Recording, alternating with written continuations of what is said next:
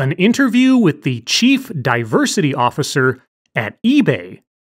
Now, since the interview questions posed to our subject are presented in the video only as unspoken text, I will be reading them aloud as they pop up.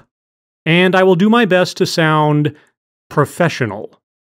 So, here we go. You have been known to push the boundaries of our thinking on diversity and inclusion. What does diversity and inclusion mean to you? Diversity and inclusion to me means people, human beings from all walks of life. Diversity and inclusion means people from all walks of life. Got it. Doesn't matter if it's around gender, if it's around your political views, if it's around where you were born or where you're moving to, that people with all the richness of differences that they bring, that we all bring as human beings, have an opportunity to be heard and to be included. And that in any environment you're in, you have at least one person you feel like you can be yourself with. Oh, never mind. Diversity means in any environment, having at least one person you can be yourself with. Got it. Now, the optimal, definition of inclusion is that you feel you can be yourself with every single person. Oh, so now the optimal definition of inclusion is that you feel that you can be yourself with every single person. Got it. Realistically, that takes time, especially inside of organizations. But as a start, we'd like for people to feel comfortable to be themselves with at least one individual. So, in other words, you want all of your employees to all at least have one friend in the company. So, the job of the Chief Diversity Officer is friendship matchmaking? And really, as you think about it, you want people to feel the same way you would if you were having a guest over, right? Right. You want them to feel welcome. You want them to feel safe. You want them to feel like part of the family. And so that's how I see inclusion playing itself out. So, inclusion is about trying to instill particular feelings within your employees. If they end up not feeling some or all of those things, is that the diversity officer's failure or the employees? As we humanize diversity, how important is empathy in pushing diversion and inclusion within organizations? Just an editor's note, the word diversion is not at all associated with the word diversity. A diversion is a feint, a detour, or a distraction. It is not a variant of diversity.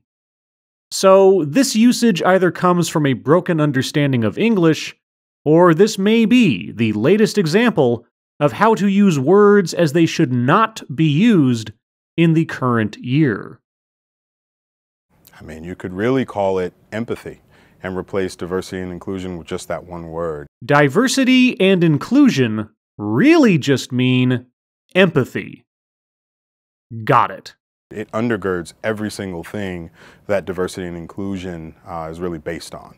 And empathy, is tough, right? Right. And what I'm hoping we'll see are more people in the AI and kind of VR worlds as that becomes more and more popular, really pushing the boundaries to have other human beings experience what it might be like to be in the minority, however you describe that. What? You want artificial intelligence and virtual reality to be used in order to simulate for someone the experience of being in the minority, however you describe that. What on earth are you talking about? But empathy is a really tough thing because it's really hard if you haven't gone through the experience on your own to really understand what someone else may be going through. And somehow, AI and VR are going to create a simulation of someone else's experience so that eBay employees can develop empathy for their coworkers through an artificial simulation. I cannot come to any other conclusion than that as to what he means. And so one of the things that we try to do when we talk about humanizing diversity and inclusion, especially at eBay, is to get people simply to connect on a time when they felt excluded. We all have at least felt excluded at least one time in our lives. So let us all connect on the basis that we have all, obviously, had a shared negative experience. Getting together as a group to unify over a common, unpleasant experience. Sounds more like a support group than it does a workforce.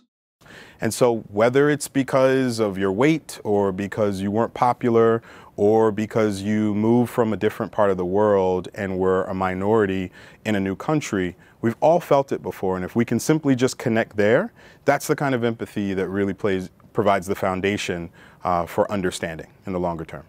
Yeah, okay, but it still sounds kind of creepy. And what if someone doesn't care to get that personal with their coworkers about such experiences? Is that then the diversity officer's failure in not making them feel comfortable, or the employee's failure in not willing to be more empathetic? How can organizations who do not already have a diversity officer start a diversity strategy? They can start by having a conversation. A diversity strategy is great. I think strategies are great for the longer term, but you can start simply back to what you mentioned around empathy. You can start by trying to think about if you are in the majority, however you define that, what might it feel like to actually be an outsider? What might it feel like to be new to the company? So a diversity strategy is really just an employee morale strategy. And actually do that, but really drive that conversation across your company. So a couple of more tactical things you can do. But I want to be clear, starting with the mindset of we don't have an answer to this. This is a long-term, multi-year approach, and it's going to be iterative. And by the way, no company, as great as I believe eBay is, we haven't solved this problem, right? Right. It's something that we're working on over time. You are the chief diversity officer, and you don't have the answer to solve the problem of diversity. No company has the answer to that problem. Got it. And so if you take that approach as a start, more tactically, one of the things you can do is you can push out a survey to your people and actually ask them, how do they define diversity and inclusion? You are the chief diversity officer, and you recommend asking employees via a survey as to what diversity means to them. But previously, you defined diversity as... Diversity and inclusion to me means people, human beings from all walks of life. And as... The optimal, definition of inclusion is that you feel you can be yourself with every single person. So, if you don't already know how to define diversity in a corporate setting, then the position of Chief Diversity Officer really has no meaning, does it? A lot of times companies, we feel like we know, we read literature on it, and we say, okay, these must be the categories. But in many times, we're surprised when we actually have that conversation with our folks, whether it's through live conversations or through surveys. So that's one clear way you can do it. You can read all of the literature on the subject, but still be surprised by what people tell you. So, are you the expert on the subject of diversity? Or are the regular employees the experts on the subject of diversity? Another thing that companies have to do is they have to understand where their leaders are as it pertains to diversity and inclusion. Again, this is a shameless plug, but I'm okay to do it because it's very authentic. Our CEO, Devin Wenig, is the person who founded my role. My role is only 11 months old. Your role as Chief Diversity Officer is only 11 months old, and you are still unclear on exactly what diversity means. Got it. He created it. And when I interviewed with him and with other leaders at the company, it was very clear to me that this wasn't a, hi, you're the chief diversity officer, now that you're here, we're going to go back to doing things that are important for the company. At every single step of the way, leadership must be involved. They've got to be right there on the front line when it comes to diversity and inclusion. Yes. When I think of leadership, I think of sending out a survey to other employees to have them define the operative word in my job title for me. The last thing I would say is, for any company that's really serious about this, you've got to put dollars behind this. You have to put human capital behind this, and it can't just be the people in HR. It can't just be the people who normally self-select into diversity and inclusion related topics. You have to have a representative group of individuals from across the company, across functions, across demographics, actually getting this thing started. Yes. You need to create paid positions and hire individuals based on their demographics. Because employing discriminatory hiring practices based on what you look like or where you come from is totally legal. In what ways does diversity impact talent retention and leverage your organization? I think it should be in your organization, but maybe that's just my English major talking. Talent retention, I mean, just think about it. Are you sure you want me thinking about it? Well, okay. You asked for it. You know, we just had a great conversation with the HRD Summit Europe, and one of the things that came up when we asked people, tell us about a time when you felt excluded, was someone talking about being at a company that they really liked, a new person joined their group, and then all of a sudden that person who was in a position of power was very exclusive to them in a really, really overt way. And that person talked about over time waking up and being quote unquote bummed to go to work. Think about what that means for productivity. So this employee stopped getting the attention of the team leader because a new person arrived. Sort of like a new baby in the house, and the older child gets less attention now that there's someone else for the parents to have to focus on. And as a result, this employee felt bummed to come to work. So, you know what that sounds like to me? It sounds childish. But rather than discourage such immature behavior, we have to take that on as a critique of our failings as leaders. And so this is where the diversity department comes in, I have to assume. Think about a workforce where you're in a certain group and you show up to a meeting, and every single day you have a team meeting and you're the only woman who is in that meeting. Think about that individual. Think about the person who shows up and they're the only ethnic minority, or they're the only person who may be from a religious background that isn't popular across that organization. Imagine the baggage that they carry and the self-doubt that they may have, while you just want them to show up and be as productive and innovative as possible. Imagine that anyone in the room who is a woman, an ethnic minority, or practices a particular faith is inherently possessing of feelings of inadequacy and is emotionally fragile.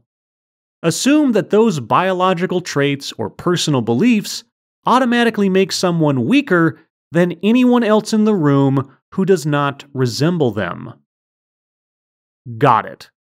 Removing these kinds of barriers and constraints from people by creating super authentically inclusive workforces, it unlocks the potential for innovation and the drive that we all need to push our companies forward.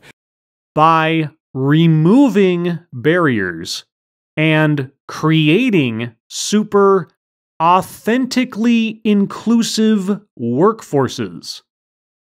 Removing, creating. Authentically.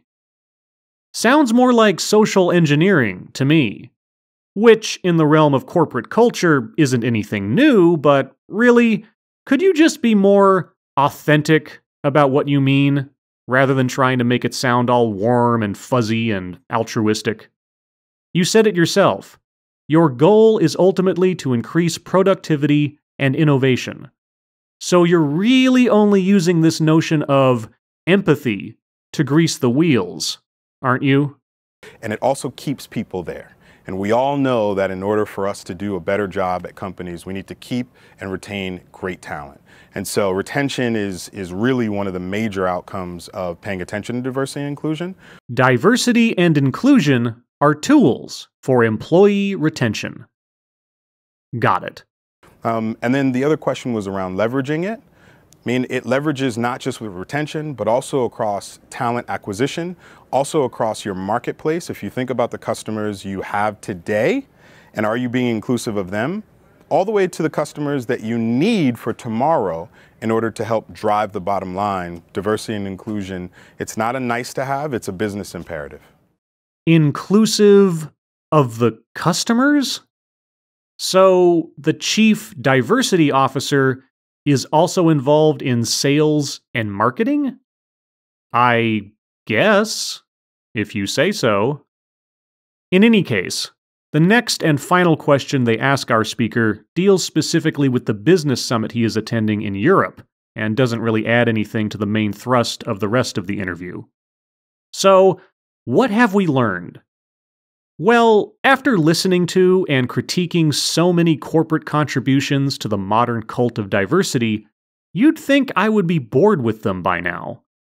But you see, so long as even those who are paid to oversee and proselytize diversity to their companies have no idea what diversity really means, but they try really hard to tell us, then you never know what they are going to say next. And that sort of diversity of confusion is the gift that keeps on giving. As always, thank you for watching.